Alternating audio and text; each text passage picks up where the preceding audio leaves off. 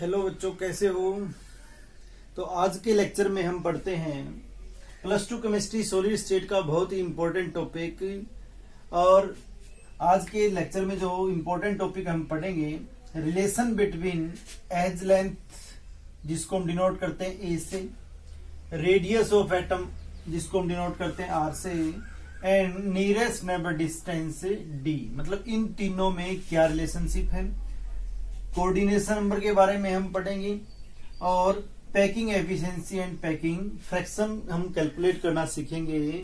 Simple cubic unit cell के लिए, face centred cubic unit cell के लिए और body centred cubic unit cell के लिए। तीनों ही टॉपिक हम सिंपल, एफसीसी और बीसीसी इन तीनों के लिए हम पढ़ेंगे। तो सबसे पहले हम इनको पढ़ने से पहले ये देखते हैं कि एज लेंथ किसको बोलते हैं, रेडियस ऑफ एटम आर ये क्या होती है, नियरेस्ट नेबर डिस्टेंस हम किसको बोलते हैं, इनको हम एक बार डिफाइन करेंगे। कोऑर्डिनेशन नंबर क्या होता है, पैकिंग एफिशिएंसी या पैकिंग फ्रैक्शन किसको बोलते हैं। तो चलिए करते हैं शुरुआत आज के टॉपिक की।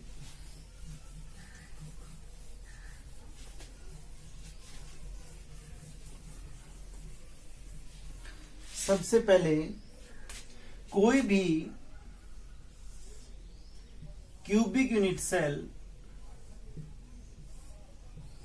उसमें जो एज लेंथ है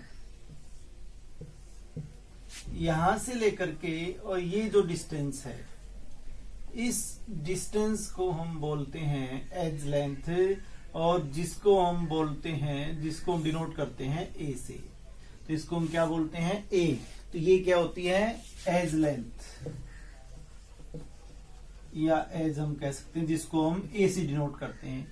इसके बाद किसी भी यूनिट सेल के अंदर जो भी एटम्स हैं जो कि स्फेरिकल शेप के होते हैं, है ना, तो जिस भी लैटिस पॉइंट पे एटम्स प्रेजेंट होंगे, जैसे मान लिया यहाँ एटम प्रेजेंट है, तो इस तरीके जैसे मान लिया सिंपल क्यूबिक यूनिट सेल के अंदर जो कॉर्नर वाले एटम एक दूसरे को टच करते हैं, मान लिया इस तरीके से है, तो यहां जो एटम्स हैं,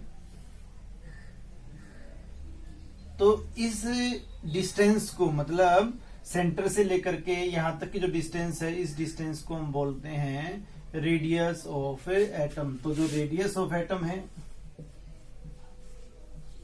जितने भी एटम्स हैं वो स्फेरिकल होते हैं, तो उनकी जो रेडियस है उसको हम डिनोट करते हैं आर से।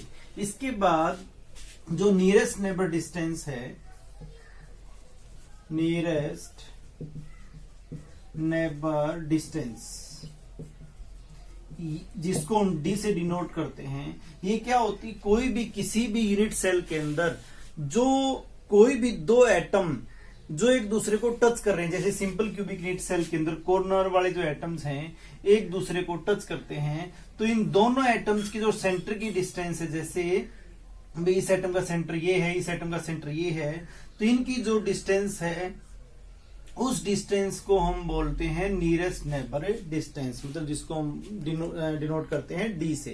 तो ये आपको समझ में आया होगा। अभी एज लेंथ क्या होती है, किसी भी यूनिट सेल की जो कॉर्नर होते हैं, या ये यहां से लेकर के ये जो डिस्टेंस है, इसको हम बोलते हैं एज लेंथ।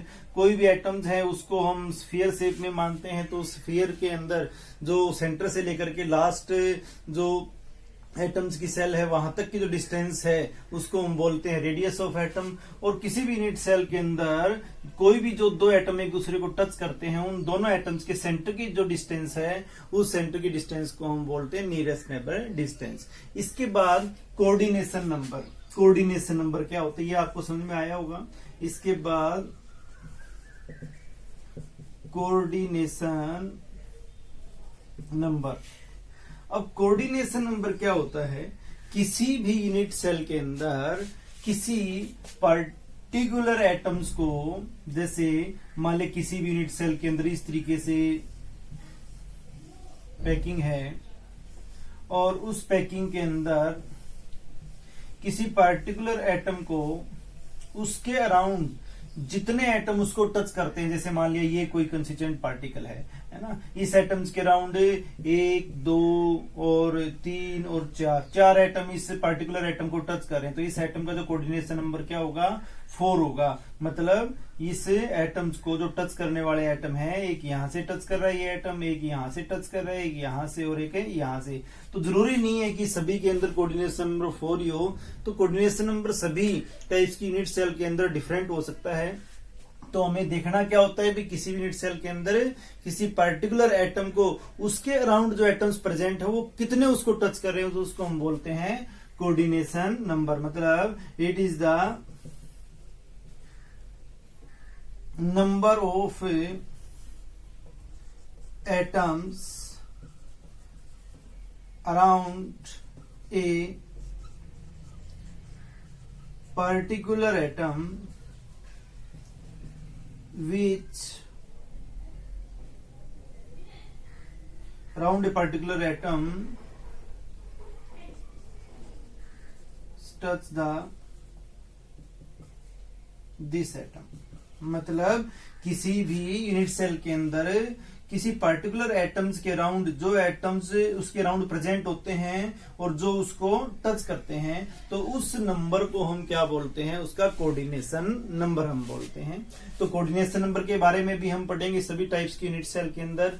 इसके बाद हम जो पढ़ेंगे आज के टॉपिक के अंदर, वो हम पढ़ेंगे पैकिंग एफिशिएंसी के बारे में। Packing efficiency. अब ये पैकिंग एफिशिएंसी क्या होती है, इसको हम एक बार डिफाइन करते हैं।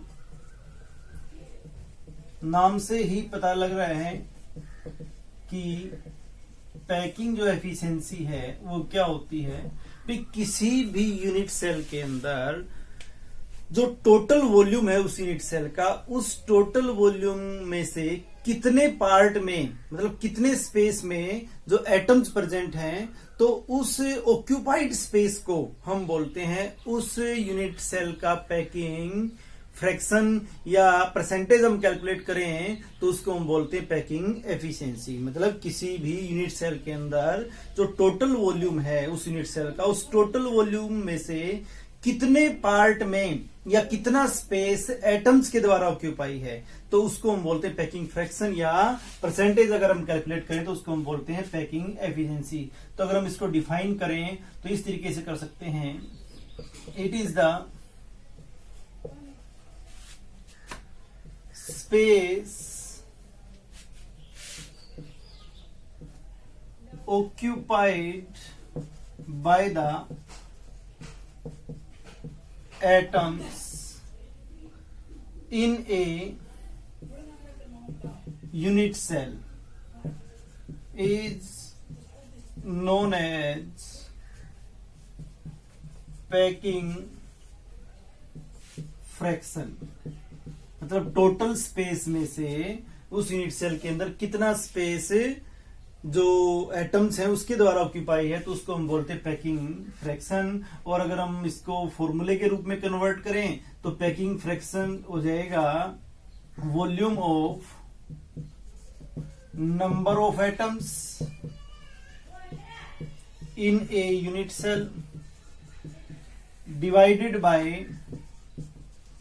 Total volume of unit cell. मतलब जितने उस यूनिट सेल के अंदर नंबर ऑफ एटम्स हैं, उस नंबर ऑफ एटम्स का volume divided by total volume of a unit cell. और अगर हम पैकिंग एफिशिएंसी कैलकुलेट करें तो इसी फॉर्मूले को हम कन्वर्ट कर सकते हैं कि volume of number of atoms divided by total volume into 100। तो ये आ जाएगी अपने पास पैकिंग एफिशिएंसी। मतलब अगर हम सिर्फ रेशियो निकालते हैं भी जो भी नंबर ऑफ एटम्स प्रेजेंट हैं उस यूनिट सेल के अंदर, उनका volume divided by total volume of unit cell, तो उसको तो हम बोलते हैं पैकिंग फ्रैक्शन। और अगर हम कैलकुलेट करते हैं परसेंटेज तो उसको हम बोलते हैं packing efficiency.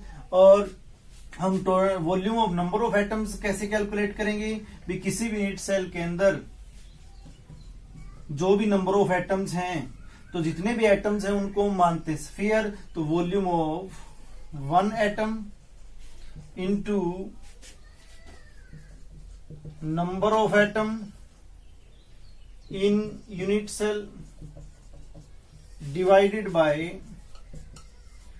Total volume of unit cell, मतलब उस यूनिट सेल का total volume. Volume of one atom, जितने भी एटम हैं वो सारे के सारे हम स्फीयर मानते हैं। तो एक एटम का जो वॉल्यूम होगा, तो यहाँ हम फॉर्मूला लिख देते हैं, पैकिंग जो एफिशिएंसी किसके बराबर होगी, एक एटम का जो वॉल्यूम है, स्फीयर का जो वॉल्यूम है, उसको मानते 4/3 पाई आर क्यूब, इनटू जो नंबर ऑफ एटम्स हैं उसको हम डिनोट करते हैं जेड से, divided by total volume of unit cell. और किसी भी यूनिट सेल का जो वॉल्यूम है वो ए क्यूब से हम कैलकुलेट करते हैं, तो ये आ जाएगा ए क्यूब। तो इसका मतलब पहले हमें ए कैलकुलेट करनी पड़ेगी, मतलब एज लेंथ कैलकुलेट करनी पड़ेगी। वो हम कैसे कैलकुलेट करेंगे, वो हम रिलेशनशिप में पढ़ेंगे। और ये क्या है, एक स्फीयर का वॉल्यूम इतने इनटू नंबर ऑफ एटम्स को हम डिनोट करते हैं जेड से। जैसे जेड की जो वैल्यू है सिंपल यूनिट सेल के लिए 1 होती है, क्योंकि सिंपल यूनिट सेल में जो नंबर ऑफ कंस्टिट्यूएंट पार्टिकल हैं, एटम्स हैं, 1 होते हैं।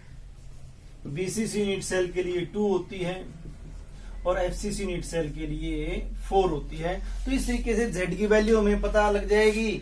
और एक एटम का जो वॉल्यूम है वो है स्फीयर की शेप में, हम मानते हैं जितने भी एटम्स हैं उसको 4/3 पाई आर क्यूब, और total volume of unit cell को हम कैलकुलेट कर सकते हैं ए क्यूब से। तो इसका मतलब पहले हमें ए और आर में क्या रिलेशनशिप है, ए को हम कैसे कैलकुलेट करें किसी यूनिट सेल के लिए, वो हमें पढ़ना पड़ेगा।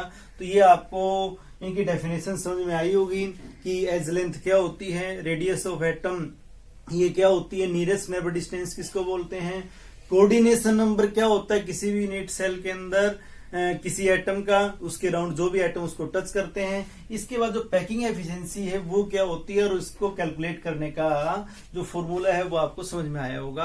अब हम अलग अलग यूनिट सेल्स के लिए सारी ये चीजें हम कैलकुलेट करेंगे, अच्छे तरीके से डिटेल में पढ़ेंगे। तो आज के लेक्चर में जो हम रिलेशनशिप पढ़ेंगे या कोऑर्डिनेशन नंबर पढ़ेंगे या फिर पैकिंग एफिशिएंसी हम पढ़ेंगे, वो हम पढ़ेंगे सिंपल क्यूबिक यूनिट सेल के लिए। तो चलिए अब अलग अलग जो यूनिट सेल्स हैं उनके अंदर हम पढ़ते हैं सिंपल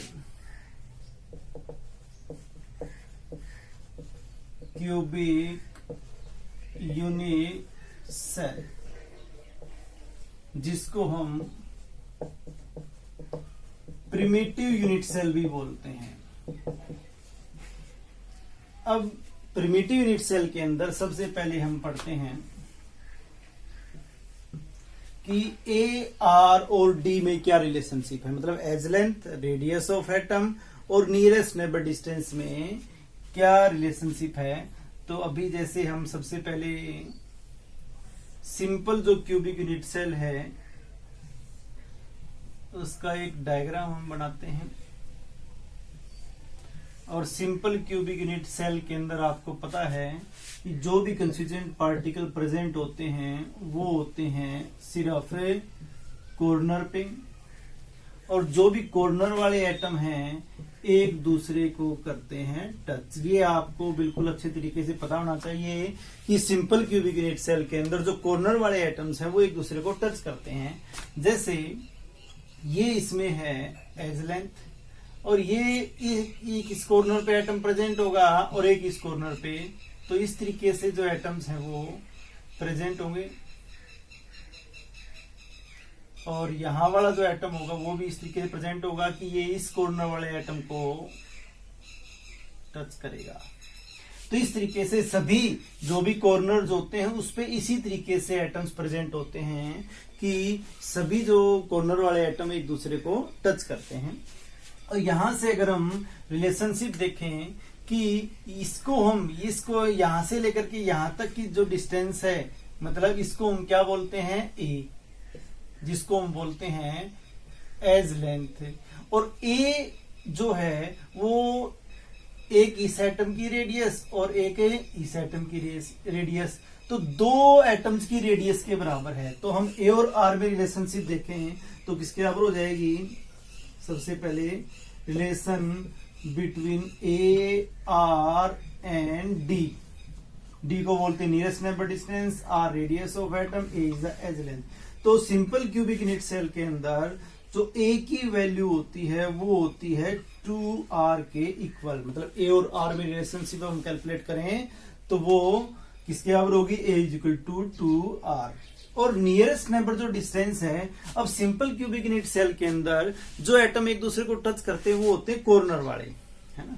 तो कोई भी दो कॉर्नर वाले जो एटम्स हैं, जैसे ये दो कॉर्नर वाले एटम्स हैं, इन दोनों एटम्स की जो सेंटर की डिस्टेंस है उसको हम डी भी बोलते हैं।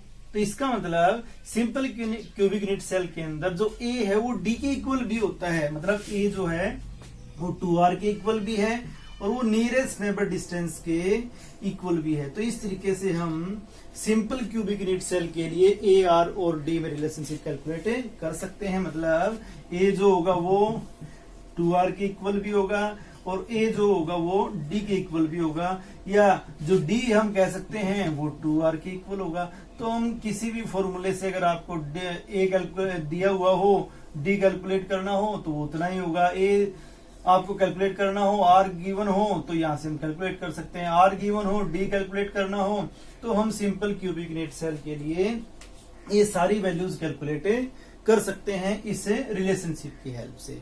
तो ये बात हुई सिंपल क्यूबिक यूनिट सेल के अंदर ए आर और डी में क्या रिलेशनशिप है।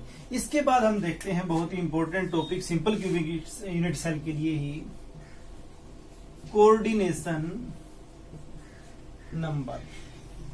अब सिंपल क्यूबिक यूनिट सेल के अंदर कोऑर्डिनेशन नंबर कितना होता है, मतलब सिंपल क्यूबिक यूनिट सेल बोलते किसको हैं, जिसके अंदर सिर्फ कॉर्नर पे एटम्स प्रेजेंट हों। और कोऑर्डिनेशन नंबर क्या होता है, किसी भी यूनिट सेल के अंदर कोई भी पर्टिकुलर एटम है उसके अराउंड कितने ऐसे एटम हैं जो उसको टच करते हैं, तो उसको हम बोलते हैं कोऑर्डिनेशन नंबर। अब अगर हम इसको एक बार देखें कि coordination number simple cubic unit cell के अंदर कितना होगा,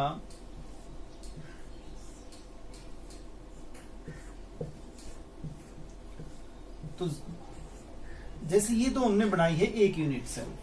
अब किसी भी क्रिस्टल लैटिक्स में एक यूनिट सेल के अराउंड बहुत सारी यूनिट सेल्स होती हैं, उसके मतलब साइड में, दाएं बाएं, ऊपर नीचे, तो सभी तरफ बहुत सारी यूनिट सेल्स होती हैं। तो अगर मान लिया कोई भी एटम यहां प्रेजेंट है, कॉर्नर पे प्रेजेंट होता है सिंपल क्यूबिक यूनिट सेल के अंदर, तो उसके अराउंड कितने ऐसे एटम होंगे जो उसको टच कर रहे होंगे। जैसे एक एटम ये इसको टच कर रहा होगा, जैसे हमने समझने के लिए ऐसे बनाते हैं, है ना, इसको टच करते हैं, लेकिन कोऑर्डिनेशन नंबर समझने के लिए हम इसको कंप्लीट नहीं बनाएंगे क्योंकि आपको उससे फिर समझ में नहीं आएगा। तो यहाँ एक एटम ये इसको जो टच कर रहा है, एक इसके साथ में जो कॉर्नर लग रहा है वो ये इसको टच करेगा, एक एटम ये इसको टच करेगा। तो ये तो इसी यूनिट सेल के अंदर है। जो इसके साइड में या ऊपर नीचे जो यूनिट सेल होंगी वो कितनी ऐसी यूनिट सेल हैं जो इसको टच करेंगी। जैसे एक एटम इस साइड है तो एक एटम इस साइड भी होगा जो दूसरी यूनिट सेल का, तो एक एटम यहां होगा जो उसको टच कर रहा होगा। इसी तरीके से एक एटम यहां है तो इसके ऊपर जो यूनिट सेल होगी उसका कॉर्नर यहां होगा, तो एक एटम यहां होगा जो उसको टच करेगा। इसी तरीके से जैसे यहां यूनिट सेल है, इसके साइड में जो यूनिट सेल होगी तो यहां भी इसका एक ऐसा एटम होगा जो उसको टच करेगा।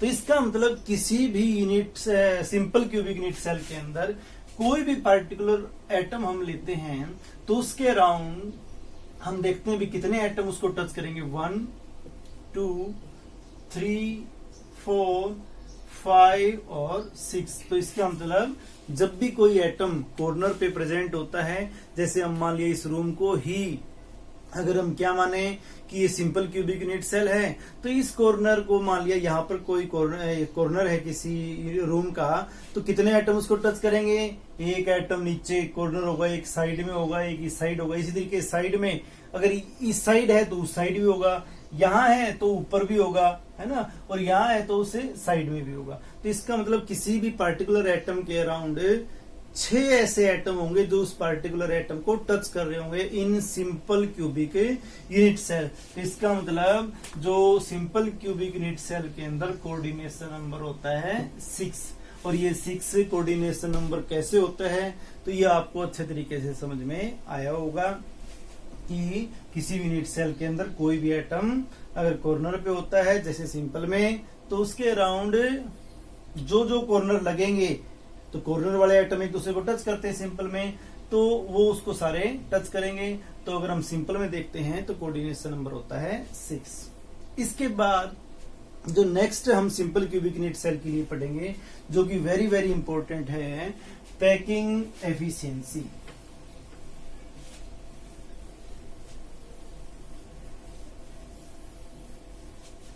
Packing efficiency in simple cubic unit cell, या जिसको हम बोलते हैं पैकिंग फ्रैक्शन भी बोल सकते हैं।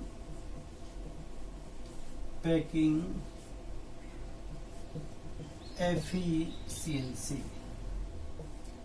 अब पैकिंग एफिशिएंसी को जैसे हमने डिफाइन किया था कि पैकिंग एफिशिएंसी क्या होती है, तो ये क्या बताती है, tells us about the what fraction of, इसकी डेफिनेशन दिखे या हम ये कहें भी क्या होती है, ये तो हमें किसके बारे में बताती है, it tells us about the total fraction of unit cell is occupied by atoms। मतलब भी उस यूनिट सेल के अंदर भी टोटल यूनिट सेल का कितना पार्ट एटम्स के द्वारा ऑक्यूपाइड है, तो उसको हम बोलते हैं पैकिंग फ्रैक्शन। और परसेंटेज अगर हम कैलकुलेट करते हैं तो उसको हम बोलते हैं पैकिंग एफिशिएंसी।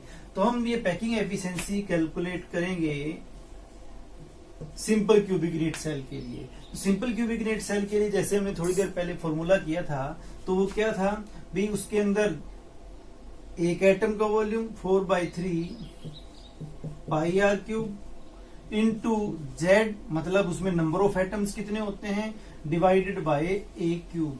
तो इस फॉर्मूले से हम इंटू 100, तो इस फॉर्मूले से हम पैकिंग एफिशिएंसी कैलकुलेट कर सकते हैं। तो इसके लिए हमें सिंपल क्यूबिक यूनिट सेल के अंदर ए पता होना चाहिए कितना आएगा, जेड की वैल्यू पता होनी चाहिए।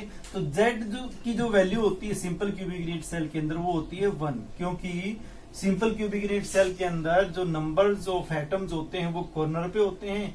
एक एटम पे होता है 1/8, टोटल 8 कॉर्नर पे एटम होते हैं। तो इस तरीके से जेड की वैल्यू आती है 1। इसके बाद जेड की वैल्यू हमें पता लग जाएगी। इसके बाद ए जो होता है, या तो आप आर को ए में कन्वर्ट कर लो या ए को आर में कन्वर्ट कर लो। और ये हम कैसे कैलकुलेट करेंगे, तो ये हमने अभी रिलेशनशिप पढ़ी थी, ए और आर में क्या रिलेशनशिप है सिंपल क्यूबिक यूनिट सेल के लिए।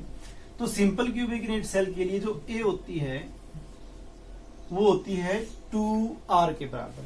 तो इसी तरीके से जो ए क्यूब हो जाएगा वो किसके बराबर हो जाएगा, 2r का क्यूब, और ये हो जाएगा 8r क्यूब के बराबर। तो इसका मतलब ए अपने पास आ गई, जिसको हमने आर में कन्वर्ट कर लिया।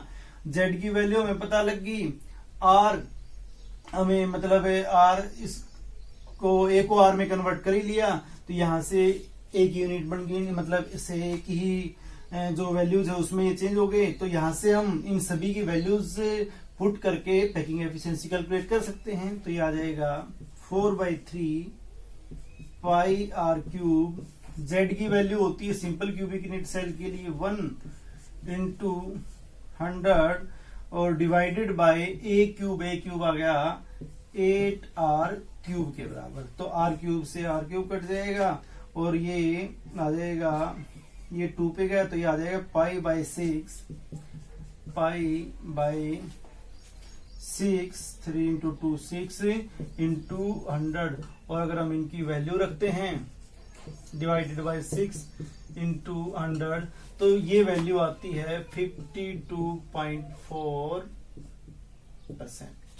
मतलब सिंपल क्यूबिक यूनिट सेल के अंदर जो पैकिंग एफिशिएंसी होती है वो होती है आपकी 52.4%। और यहां से ये तो बात हुई पैकिंग एफिशिएंसी की। और पैकिंग फ्रैक्शन हमें कैलकुलेट करना हो तो सिंपल भाई मल्टीप्लाइड बाय 100 हम नहीं करेंगे, मतलब पैकिंग फ्रैक्शन आ जाएगा। तो वो आ जाएगा इसी से भाई हम मल्टीप्लाइड बाय 100 नहीं करें तो ये आ जाएगा π/6 के बराबर, मतलब 3.14 डिवाइडेड बाय 6 ये आ जाएगा 0.524 के बराबर।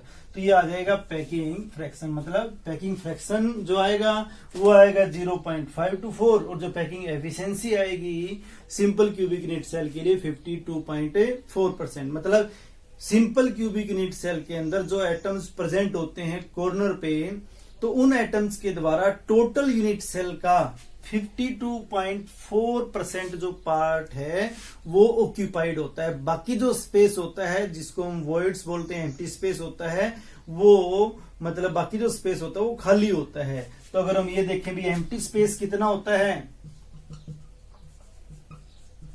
एम्प्टी जो स्पेस होगा वो 100 में से 52.4 माइनस हम कर देंगे और ये आ जाएगा आपका 47.6%। मतलब 47.6% पार्ट है सिंपल क्यूबिक यूनिट सेल के अंदर वो एम्प्टी होता है, वो वॉइड वाला पार्ट होता है। और इतने पार्ट में कंस्टिट्यूएंट पार्टिकल प्रेजेंट होते हैं जिसको हम बोलते हैं पैकिंग एफिशिएंसी। तो ये तीनों ही चीजें आपको सिंपल क्यूबिक यूनिट सेल के लिए अच्छे तरीके से समझ में आई होंगी। क्या क्या पढ़ा हमने आज को एक बार फिर आपको रिवाइज करवा देते हैं। एक हमने पढ़ा AR और D में relationship simple cubic unit cell के लिए। तो A होता है 2R के बराबर और A ही D के बराबर होता है सिंपल यूनिट सेल के लिए। इसके बाद हमने पढ़ा कोऑर्डिनेशन नंबर। तो जो कोऑर्डिनेशन नंबर है सिंपल क्यूबिक यूनिट सेल के लिए वो हमने काउंट किया 6 होता है। और इसके बाद हमने कैलकुलेट की packing efficiency. Packing efficiency calculate करने के लिए ये जो फॉर्मूला है इसमें सारी वैल्यूज पुट करके आप पैकिंग एफिशिएंसी कैलकुलेट कर सकते हैं। एक एटम का जो वॉल्यूम होता है एक स्फीयर का 4/3 πr3।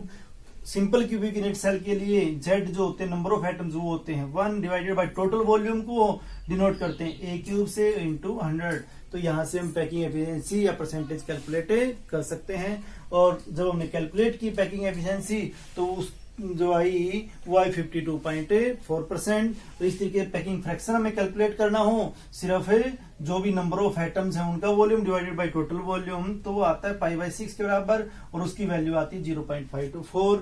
ये तो बात हुई पैकिंग एफिशिएंसी की या पैकिंग फ्रैक्शन की। और अगर हम बात करें कि एम्प्टी स्पेस कितना होता है तो वो 100 में से माइनस कर देंगे, वो बाकी जो पार्ट होगा या बाकी जो परसेंटेज होगी वो एम्प्टी स्पेस की होगी। तो आज का जो टॉपिक है आपको अच्छे तरीके से समझ में आया होगा, आप इसको अच्छे तरीके से रिवाइज करें। इसके बाद नेक्स्ट लेक्चर में हम पढ़ेंगे relationship between AR and D, coordination number या फिर packing efficiency. Simple cubic unit cell के लिए हमने पढ़ ली। नेक्स्ट लेक्चर में जो हम पढ़ेंगे वो हम पढ़ेंगे BCC और FCC के लिए।